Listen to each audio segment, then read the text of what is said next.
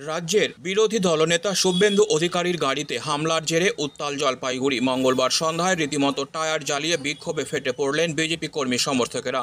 তৃণমূল কংগ্রেসের বিরুদ্ধে ক্ষোভ উগরে দিয়ে মুখ্যমন্ত্রীর কুশপুতুল দাহ করেন তারা। উত্তরবঙ্গ সফরে এসে গতকাল বারবার বাধার মুখে পড়তে হয় বিজেপির দাপুটে নেতা শুভেন্দু অধিকারীকে। প্রথমে জলপাইগুড়িতে তৃণমূল ছাত্র পরিষদের সদস্যদের বিক্ষোভ, এরপর কোচবিহারের খাগড়াবাড়িতে তার কনভয়ে পাথর ছোড়ার ঘটনা। দুপুরের সেই ঘটনার পর থেকেই উত্তপ্ত হয়ে ওঠে গেরুয়া শিবির। জলপাইগুড়ি শহরে বিজেপির ডাকে এক প্রতিবাদ কর্মসূচিতে পুলিশের সামনেই মুখ্যমন্ত্রীর কুশপুতুল দাহ করা হয়। অভিযোগ, রাজ্যে বিরোধী কণ্ঠ রোধ করতে তৃণমূল কংগ্রেস পরিকল্পিত হামলা চালাচ্ছে।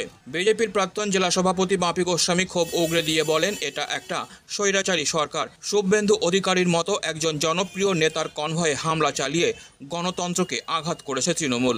আমরা এর উপযুক্ত জবাব দেব। পশ্চিমবাংলায় স্বৈরাচারী মমতা সরকারের রাজত্বে জঙ্গল রাজ চলছে, যেখানে বিরোধী দলনেতার কোনো মর্যাদা নেই।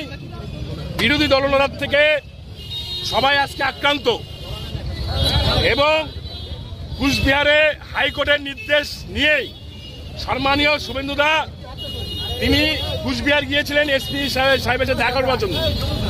তার গাড়িতে ভাঙচুর হয়েছে, তাকে মারার ষড়যন্ত্র হয়েছে।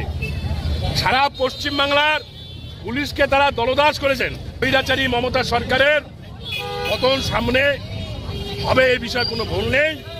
26-এর পর দেখব কোন উদয়নবাবুরা, কোন তৃণমূলের দাদা গুন্ডারা রাস্তায় ময়দানে থাকে। আমরা ধিক্কার মিছিল করলাম, কদমতলা মোড় অবরোধ করলাম এবং মুখ্যমন্ত্রীর কুশপুতলিকা দাহ করলাম। এই স্বৈরাচারী সরকারের যিনি রানী, তার পদত্যাগ চাই।